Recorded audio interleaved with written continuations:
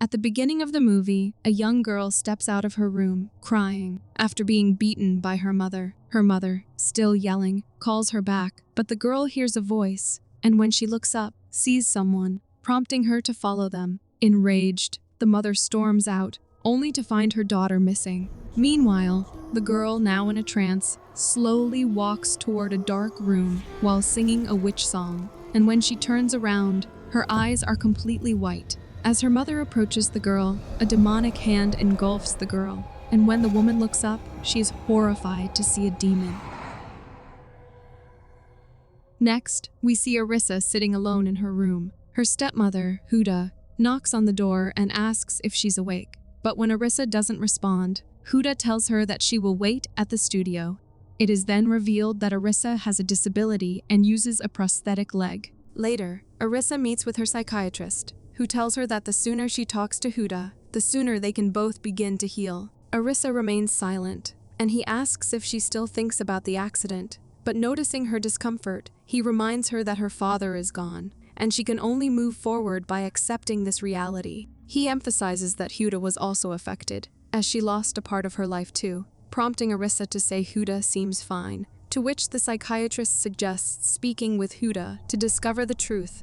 That evening, Huda tells Arissa that she wants to connect and communicate with her. She assures her that if there's anything she wants to talk about, she shouldn't feel shy or afraid. However, Arissa snaps, "Are you done connecting?" before getting up and walking away. The next morning, while Huda is working in her studio, Arissa is playing outside when she suddenly feels a sharp pain in her leg, and at that moment, she hears children singing the same witch song the little girl sang at the beginning of the movie.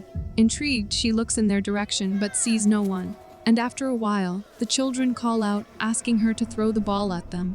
Arissa picks up the ball and tosses it toward the unseen voices, and as she does, she hears the sound of children playing. Curious, she begins moving toward the source of the voices and removes the barricade tape. Next, Arissa finds herself in the woods, where she sees 3 little girls. Their eyes are completely white, and they slowly extend their hands toward her. Mesmerized, Arissa extends her hand as well, and her eyes turn white too. But just then, Huda intervenes and asks, "What are you doing here?" Arissa remains silent in shock, and Huda asks, "Didn't Auntie Ferouz tell you not to come here?" Later that night, Arissa has a nightmare in which she sees a pregnant woman in intense pain. Just as the woman seems to be on the verge of something, Arissa suddenly wakes up, only to find herself standing outside in the hall. The next morning, Huda asks Arissa if she came into her room yesterday. She explains that a box, which was on the table beside her bed, is missing. Arissa asks, "What box?" To which Huda replies that it's something important to her and asks if she has seen it. Arissa asks, "Are you accusing me?" To which Huda says there are only the 2 of us, but Arissa insists I didn't take it. Later at school, Arissa notices a small child on the ground with white eyes, extending his hand toward her. Mesmerized, she stares at him, but the coach intervenes, asking if she's okay. And when Arissa looks back, the boy has vanished. Meanwhile, Huda is searching for her lost box in her room, when suddenly a small girl appears behind her, and as Huda turns around, the girl runs away. But Huda hears the faint voices of children. Feeling confused, she steps outside to investigate, and her bedsheet begins to rise as if someone is inside it. But the sheet falls when she turns back. Regina and her friends try to bully Arissa, but Arissa turns to her and says, "Don't do that." Regina asks, "What are you going to do to me?" She then pretends to throw a punch, but Arissa remains unfazed. Embarrassed, Regina turns and claims she totally flinched, and as they leave, Arissa calls her name and then hits her with a ball. Because of Arissa's actions, Huda is called to the school, and the principal explains that this is not the right way to handle such situations. He assures Arissa that their main concern is her well-being, especially her mother's, but Arissa says stepmother. On their way home, Huda tells Arissa that when she was in school, she used to fight a lot too, even with boys, until she got suspended, but at least you didn't get suspended. She then says whatever that girl did to her, she is pretty sure she deserved it. That evening, Huda hears eerie whispers echoing through the house, and we see a demonic entity standing behind her. but when Huda turns, it vanishes. Suddenly, Arissa appears behind her, startling her, but Huda notices that she is not in her senses, and she starts walking away while softly singing the same witch's song.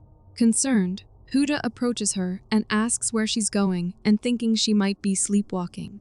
Huda gently turns her toward her room, but Arissa murmurs, "She wants me to come with her." Huda asks, "Who is she?" And Arissa replies, "Mother." Huda settles Arissa back in her room, but when she places her things on the table, she is shocked to find her lost box. The next morning, Huda tells Arissa that she was sleepwalking, so she had to bring her back to her room. She also mentions finding her lost box in her room, but Arissa insists, "I didn't take it." Huda says, "But I found it in your room," and emphasizes how important it is to her. Frustrated, Arissa repeats, "I didn't take it," and asks, "How many times do I have to tell you?" Then, she gets up and storms away. Later, Huda shares with Sue that Arissa has been sleepwalking, to which Sue suspects that Arissa is pretending to be sleepwalking to hurt her. But Huda asks, "Why would she do that to me?" Later that night, Huda wakes up to the sound of noises outside her room, and as she listens carefully, she realizes that someone is destroying things. Grabbing a golf stick for protection, she cautiously opens her door and is startled to find her studio in disarray, with broken objects scattered around. Terrified, she steps forward to investigate and sees Arissa wandering there, holding a hammer and humming a familiar tune.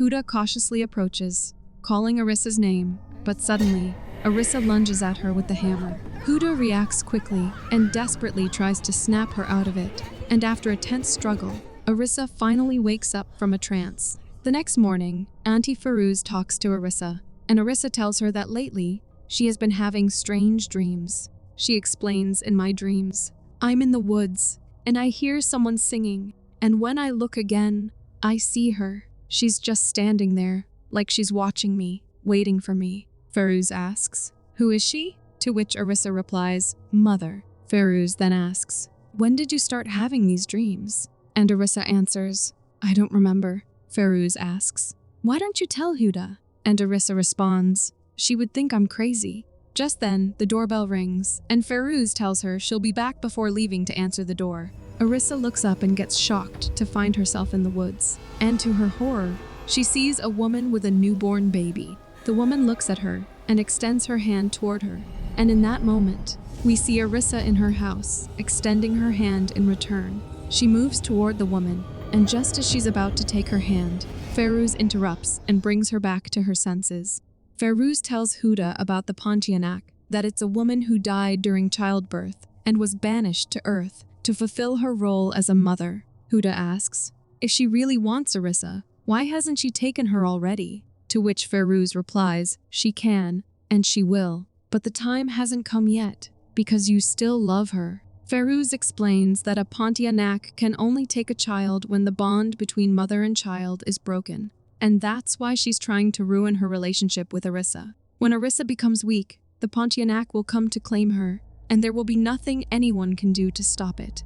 Huda, skeptical, tells her that she doesn't believe in these things, and requests that she not share this with Arissa. Later that night, Huda hears Arissa crying and asks if she's okay, but Arissa tells her to go away. Concerned, Huda enters her room, but Arissa insists she doesn't need her and tells her to leave. Huda asks if she wants her help, and Arissa replies, "Can't you understand?" Despite Arissa's protests, Huda sits down beside her, determined to help, and she reassures Arissa, saying they can do it together. Arissa finally calms down, and together they manage to remove the prosthetic leg. Arissa tells her she can leave now, but Huda says it's fine and insists they need to clean it to avoid infection. Next, we see them in the bathroom, where Huda is cleaning Arissa's leg, and Arissa asks, "Do you think I did all those things on purpose and pretended to sleepwalk just to hurt your feelings?" Huda replies, "I know you hate me, but I also know you wouldn't do this on purpose." Arissa then asks, "Was that music box a gift from Dad?" To which Huda nods, and Arissa hesitantly asks, "Can I see it?" Huda shows the box to Arissa, who asks, "Are you pregnant?" And Huda replies, "Not anymore." Arissa then says it must be sad that you couldn't become a mother, to which Huda responds, "Who said I didn't get to be a mother?" Huda then brings Arissa back to her room, and Arissa tells her she can return to her room now.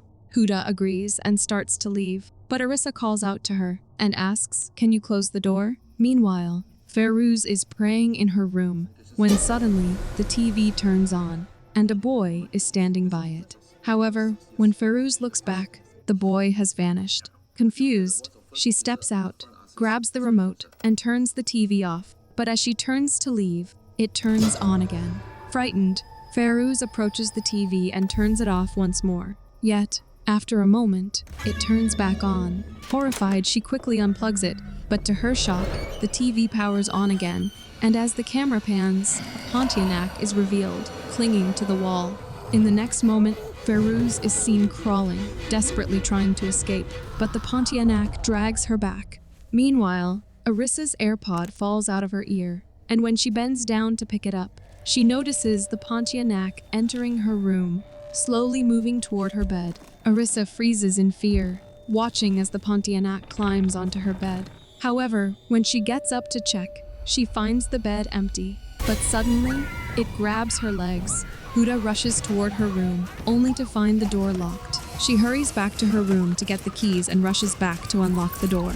In the meantime, Arissa manages to remove her prosthetic leg and frees herself, and she tells Huda that someone is under her bed and pulled her beneath it. Huda, intrigued, turns and bends down to check under the bed, but finds no one there. Now, since Arissa is feeling scared, she decides to sleep in Huda's room with her. The next day, Sue suggests that maybe Arissa is doing all this for attention, to which Huda responds, "I already have so much on my plate, so I don't need this from you right now." Huda then receives a call, and as she takes it, she becomes visibly upset. Sue asks what happened, and Huda tells her it was Ferouz's daughter, and she says Ferouz is missing. Sue says, "It's almost been a year already, and then you had to handle Arissa, and now this." She suggests she needs to excuse herself from all this and take a break.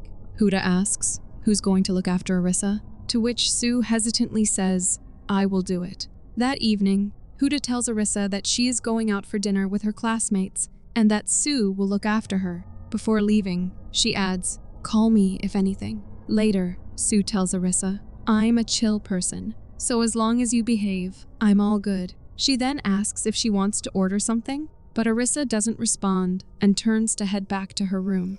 Sue steps outside for a smoke, but a light begins to flicker and then goes out. Terrified, Sue rushes back inside and calls Huda, telling her about the power outage and asking where the power supply box is. Huda tells her it's behind the kitchen and asks if everything is okay. Sue assures her it is, and when Huda asks where Arissa is, Sue says she is asleep, but suddenly, someone passes behind her, and Sue assumes it's Arissa. She tells Huda, "I think that devil kid is trying to scare me," and Huda advises her not to react, but Sue abruptly disconnects the call. Sue then goes to Arissa's room to check, but finds she isn't in her bed, and suddenly, she hears a noise from behind. She moves toward the noise to confront Arissa, and upon seeing her standing there, Sue says, "If you're trying to scare me, you've got the wrong person, as I'm not your stepmother." Arissa remains still, prompting Sue to tell her to go back to bed, but her flashlight begins to flicker, and when she fixes it and looks back, Arissa has vanished. Now feeling a bit scared, Sue notices Arissa's footsteps leading toward Huda's room. Sue opens the door to check and calls out to Arissa, telling her this isn't funny and asking her to stop. But she hears a noise from behind and turns to see Arissa standing there. Arissa slowly raises her hand and points a finger at Sue, and suddenly, Pontianak pulls her into the room. Next, we see paramedics taking Sue away, while the police are taking Arissa's statement. Later, Arissa tells Huda that I didn't do all that, explaining that she only remembers waking up in the living room, but Huda turns to her and says, "I don't believe you." Arissa asks, "Why?" To which Huda plays footage on her tablet and throws it towards her. As Arissa approaches and grabs the tablet, Huda says, "I put a camera in the living room because I needed to know what's going on in the house, and this is what I found." Arissa watches the footage in shock, realizing it appears as though she is doing everything on purpose. Huda asks, "You call that sleepwalking?" Arissa insists I didn't do all this, to which Huda tells her to explain the footage. She continues, "Your grades are dropping. You fought with a kid at school, And when you came home, you said there was someone under the bed and someone stole my box, but it was you who took it. Then you sleepwalked and destroyed my studio. And right now, I feel like an idiot for not listening to Sue. She adds, everything you do, I see that you just want to hurt me. Arissa insists I didn't lie, but Huda says I don't believe you and we're done. Arissa says, if Dad were still around, he would have believed me, to which Huda replies, Dad is not around now, and tells her to get out. Next, Arissa is in her room, crying as she thinks about her father when the retroviewer suddenly falls off the table. She picks it up and begins looking through the slides, revealing images of a cemetery. Then, the Pontianak. Meanwhile, Huda reviews the camera footage and is shocked to catch a glimpse of the entity in it. Arissa continues watching the slides and sees the Pontianak moving closer, but suddenly, the figure vanishes from the next slide. Confused, Arissa lowers the retroviewer, only to find the Pontianak in front of her. Huda steps out of her room upon hearing Arissa humming a song, and is horrified to see her playing with an unseen entity. Terrified, she sits beside Arissa and calls out to her, to which Arissa turns to her and says Mom is here. Confused, Huda looks around, but Arissa points to her back, and when Huda looks back, she is horrified to see Pontianak there. The entity lunges at her, grabbing her by the throat and lifting her into the air before throwing her across the room. The Pontianak then crawls toward Huda, strangling her again before hurling her away once more. Desperate, Huda tries to reach Arissa, but is powerless as she watches the Pontianak take Arissa away just before she loses consciousness. After a moment, she suddenly wakes up and, catching her breath, she rushes into the woods, searching for Arissa. She spots her and quickly runs to stop her, trying to bring her back to her senses. In a desperate attempt to wake her, she embraces Arissa, only to realize 3 girls standing nearby. As the camera shifts, more children are revealed. They all raise their hands and point in the same direction, revealing that the Pontianak is standing behind Huda and Arissa. Though terrified, Huda grabs a hammer and launches an attack, but the Pontianak twists her wrist, making her scream in pain. Arissa then takes the hammer and walks over to stand beside the Pontianak. Huda apologizes to Arissa for not believing her, and at that moment, she recalls Fariza's warning that a Pontianak can take a child only when the mother-child bond is broken. Arissa, remembering her moments with Huda, suddenly comes to her senses. She then attacks the Pontianak with the hammer. Enraged, the Pontianak screams and pulls the hammer out, and Arissa tries to help Huda up, but Huda hugs her, whispering that it's okay. The Pontianak growls at her, but Huda reassures Arissa that she is here for her. The Pontianak then looks at Arissa holding Huda's hand, and in that moment, she recalls holding her own baby's hand before she died. And when Huda looks up, she finds that the Pontianak is gone. And the movie ends here. Thanks for watching. If you enjoyed the chills, hit that like button, subscribe, and turn on notifications so you never miss a scare. Until next time, stay spooky.